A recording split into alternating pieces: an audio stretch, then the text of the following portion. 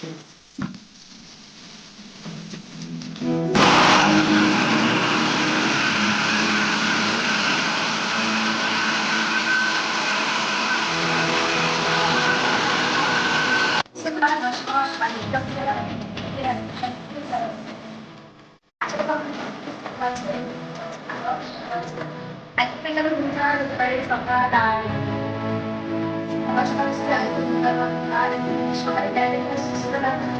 আর সকাল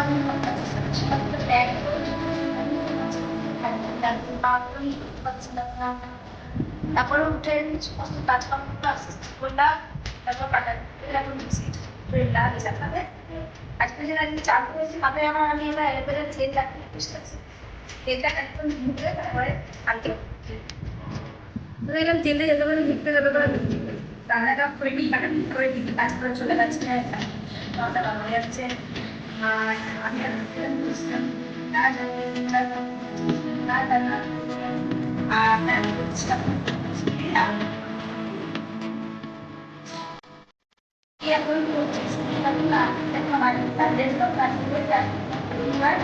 একবার বললাম বারবার একবার বললাম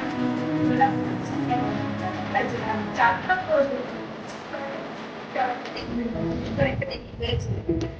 দেখুন মাথায় অ্যালোভেরা চিনতে লাগিয়ে দেখুন বসে আছে, অনেকক্ষণ লাগিয়েছি। আমি বসে বসে দিদি কাজে আসেনি, আমি বসে বসে অ্যালোভেরা জেল লাগাচ্ছিলাম।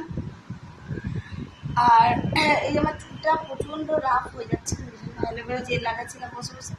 আর ওদিকে করছি রান্না, আপনাদের সঙ্গে তো রান্নাটা আগেই শেয়ার করেছি। কখনো মশলা বাড়ছি তো কখনো কড়া নাড়ছি। তো চলুন সঙ্গে থাকুন আর দেখতে থাকুন আমার আজকের ব্লগটা। আশা করবো আজকের সানডের ব্লগটি আপনাদেরকে বেশ ভালো লাগছে।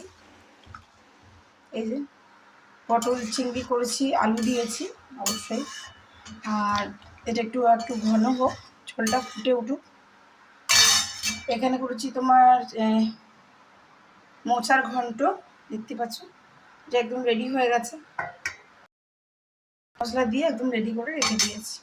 আর এদিকে দেখো আজকে ঘি করলাটা, আমি আগে করলা ভাজি, সেখানে ভুলভাল কাজ করছি। ভাজাটা রেখে দিয়েছি, তরকারি বানাচ্ছি, কি আর করবো। আদার পেস্টটা এখন করলাম, এটা শেষ হয়ে গেছিল, করে নিয়েছি। তো চলো সঙ্গে ডেফিনেটলি ভাত তো অনেকক্ষণ আগে করি আগে। চলো দেখো আজকে ব্লগটা শেয়ার করছি। তো এখানে এখন পমফ্রেট মাছটা ভাজা চলছে, দেখতেই পাচ্ছেন। এদিকে অনেকটা ভাজা হয়ে গেছে আর এই যে কয়েকটি আসতে আর কি, তো আমি একটা করে ভাজি রাখি, বেশি না বেরোচ্ছে এটাকে কথা। তো চলো এদিকে এখন ঘি করলা ভাজাটা ভেজে নিয়েছি, ভেজে এখানে রাখা হয়ে গেছে। বাকি তো তোমাদেরকে মোটার ঘন্ট পটলের তরকারি দিয়ে দেখছি। তো চলো শাকটি মাছ একটু মোটার ঘন্ট দিয়ে আসি। 10:30 আর আমরা ভিড়িঙ্গি এসেছি 8:30 নাগাদ।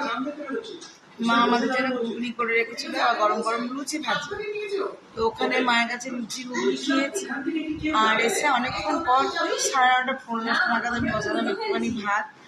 আর ওবেলা একটা সমস্ত তরকারি তো আছে, তোমার মোচার ঘন্ট আছে, তোমার পটল চিংড়িটাও আছে, লোটে মাছের বড়া, কিন্তু কাল ধরো পূর্ণিমা আর আমরা তো কালকে আজ খাই না, মঙ্গলবার মানে মাছগুলো সব ধরে না।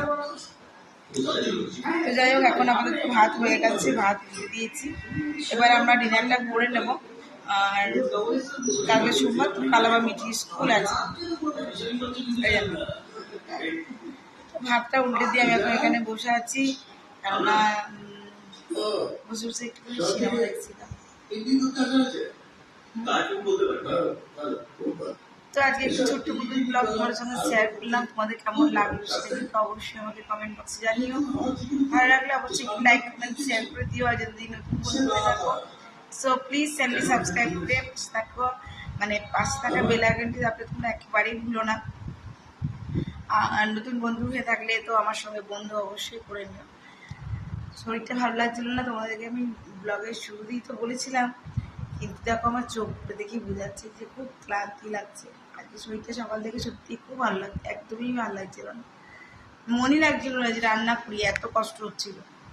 আজকে নাহলে আমি উঠে সকালবেলায় দুবারে জল টল দেওয়ার পর না আমি ঘরটা একবার ঝাড়ি, জানো, একবার করে ঝাড়ি তো অনেকবারই, কিন্তু সকালে উঠে বাসি ঘরটা আমি ঝাড়ি।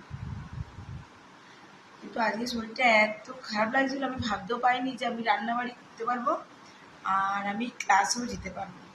তো আমি যাই হোক 4:30টার সময় এখান থেকে বেরিয়েছি, তোমার ওই 4:35-40 নাগাদই তো আমি বেরাই।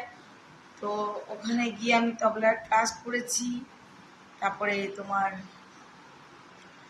আবার মায়ের কাছে মা বলে লুচি খা, গরম গরম লুচি ভাজলো, কাবলি চানার ঘুগনি করে গেছিলো, দেখো তোমাদেরকে ভিডিওতে দেখিয়েছি।